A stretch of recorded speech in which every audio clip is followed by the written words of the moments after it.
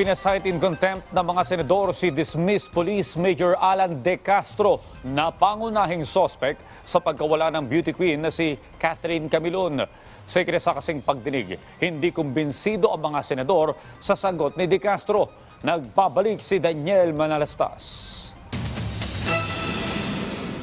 Pinasight in contempt na ng Senate Committee on Public Order si dismissed Police Major Alan De Castro, ang pangunahing suspect sa pagkawala ng beauty queen ni si Catherine Camilon. Kasunod ito nang hindi makumbinsi ang mga senador sa pagdinig sa mga sagot niya, tulad na lang ng tanungin kung kasintahan niya si Camilon. Girlfriend mo yung missing na beauty queen? No, Your Honor. No. No, sir. Hindi mo girlfriend yun? Hindi po, sir. Hindi niya girlfriend si yung anak niyo na missing? Girlfriend po, sir.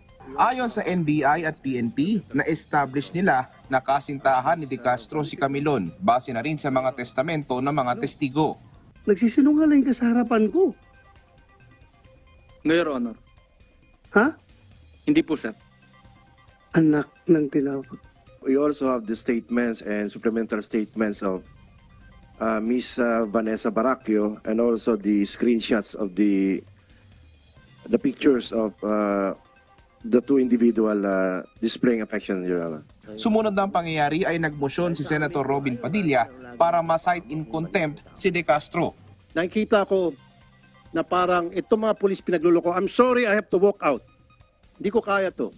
Hindi na napigilan ni Senator Raffy Tulfo na mainis sa pagdinig ng kaparehas din na komite sa hiwalay na usapin hinggil naman sa pag-i-issue ng arrest warrant ng mga pulis.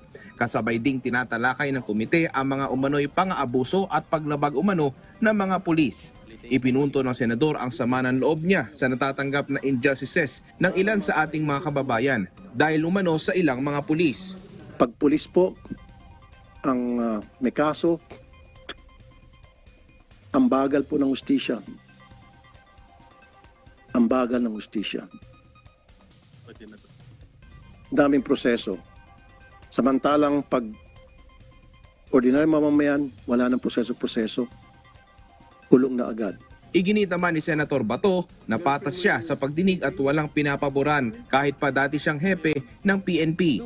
The most insulting action is for that kasama mo dito, mag-walk out, walk-outan ka. Anyway, that's his prerogative.